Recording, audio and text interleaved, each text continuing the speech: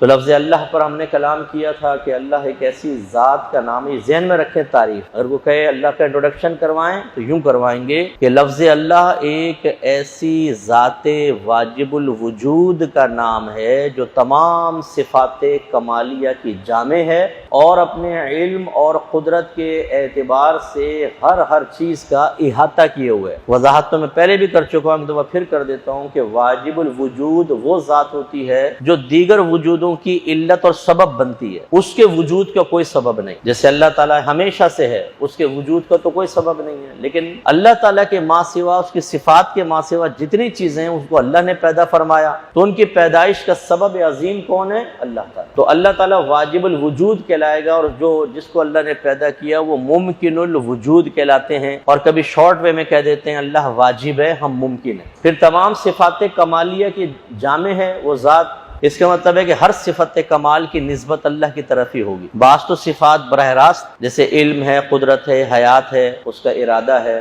اس میں ذکر بھی آئے گا۔ اس کے علاوہ پیدا کرنا، رزق عطا فرمانا، یہ ڈائریکٹ آپ کہہ دیتے ہیں۔ اور بعض چیزیں ایسی ہوتی ہیں کہ جو اگر دیکھا جائے تو انسان کی طرف اس کی نسبت ہوتی ہے۔ برج خلیفہ جی کس نے بنایا؟ جی وہ شیخ نے بنایا دبئی کے۔ ابھی تو نہیں کہیں گے اللہ نے بنایا، حالانکہ اللہ تعالیٰ نے توفیق دی، لیکن ہم انسان کی طرف نسبت کریں گے، لیکن اس کے بنانے کا کمال جو ہے، اس میں جو صلاحیتیں استعمال ہوئیں، جو انجینئرنگ کا استعمال ہوا، وہ توفیق کس نے دی؟ وہ علم کس نے دیا؟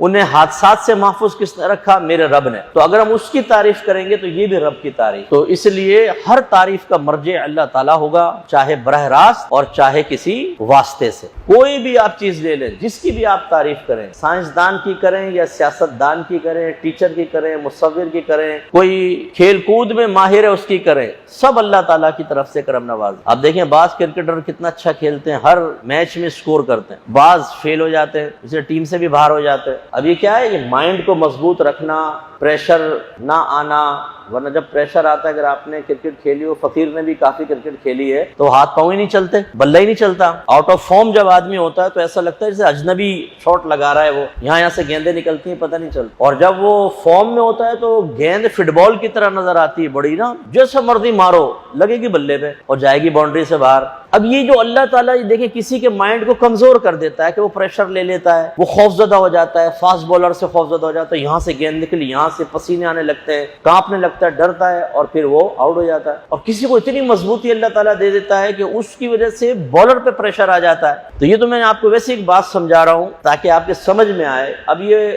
جس کو بھی یہ صلاحیتیں حاصل ہوتی ہیں، دی کس نے؟ آپ کے رب نے دی۔ جتنے بھی انبیاء علیہ السلام تشریف لائے، ان کے پاس کمالات تھے، انہوں نے جو معجزات دکھائے، جیسے خاص طور پہ ہمارے نبی کریم صلی اللہ علیہ وسلم جو آخری نبی ہیں، اور آپ کے بعد قیامت تک کوئی نبی نہیں آئے گا جو اس کا عقیدہ رکھے وہ کافر ہے اور دائرہ اسلام سے خارج ہے۔ کتنے کمال ہیں ہمارے آقا کے، قیامت تک کے لیے اربوں خربوں کو مسلمان کر گئے، لیکن یہ حقیقتاً کمال کس کا ہے؟ ہمارے رب کا۔ تو اس لیے تعریف اللہ تعالیٰ کی ہے، یہ یاد رکھیں۔ جتنی بھی تعریفیں کریں، اگر زوجہ آپ کی اچھا کھانا بناتی ہے نا، تو یہ اچھا کھانا بنانے کی توفیق بھی اللہ کی طرف سے ہے۔ بعض خواتین وہی تمام چیزیں ڈالیں گی جو یہ عورت ڈال رہی ہے، لیکن کھانا ایسا بنے گا کہ آپ کانوں کو ہاتھ لگائیں گے، کبھی مرچیں تیز، کبھی بوٹی نہیں گلی، کبھی یہ مصیبت، کبھی وہ مصیبت۔ تو وہ عورتیں یہ ریسیپیز دیکھ دیکھ کے نا یوٹیوب سے ذرا بناتی ہیں، لیکن وہ چیزیں حاصل نہیں ہوتی۔ ایک دال اس نے بنائی، ایک دال اس نے بنائی، بعدوں کی دال کھائیں دل چاہتا ہے کھائے چلے جاؤ، اور بعدوں کا گوشت کھائیں تو بولتے ہیں کہ یار جان کیسے چھٹے گی۔